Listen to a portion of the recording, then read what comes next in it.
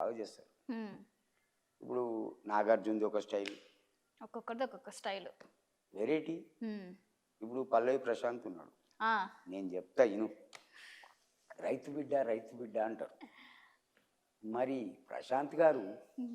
మీరు బురదల దిగిల్లా, నాటు బీకిల్లా, నాటేసిల్లా, వరి గోసిల్లా, కుప్ప కొట్టిల్లా, మరి రైతు బిడ్డ ఏందయ్యా?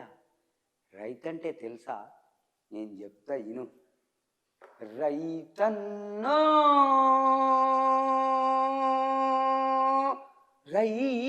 రైతన్నా, రైతుల కష్టం పట్టదయ్య, పాలించే ప్రభువులకు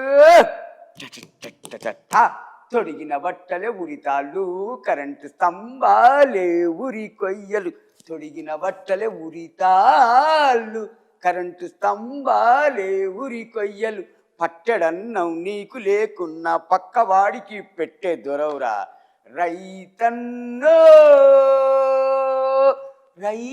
రైతన్నా. కన్న పిల్లలు కరెంటు తీగలకు బలైపోతుంటే కన్నీళ్లు తుడుచుకొని భూమిని నమ్మి బువ్వ తీసే దొరవురా రైతు. ఎప్పుడైనా రాజేనమ్మా, కోట్ల కరెన్సీ ఉండొచ్చు, 2 ముద్దల అన్నం, గిలాసడు నీళ్ళు తిని ఆరాంగా పండుకోవచ్చు. నీ దగ్గర ఎంతన్నా డబ్బు ఉండదు, ఆకలికి అన్నమే కావాలా, అవునా? అవును. మరి అంతే తాత. ఫార్మర్కి గ్రేటా, రైతు గ్రేటా, ఈ కరెన్సీ ఉన్నోడు గ్రేటా? ఆన్సర్ లేదమ్మా. హ్మ్.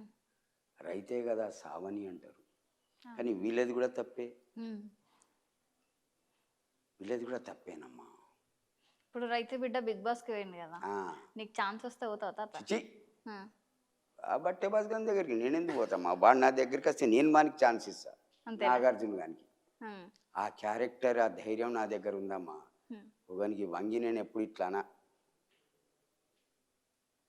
బీదవాన్ని ధైర్యం అనే ధనం బాగుంది. నెక్స్ట్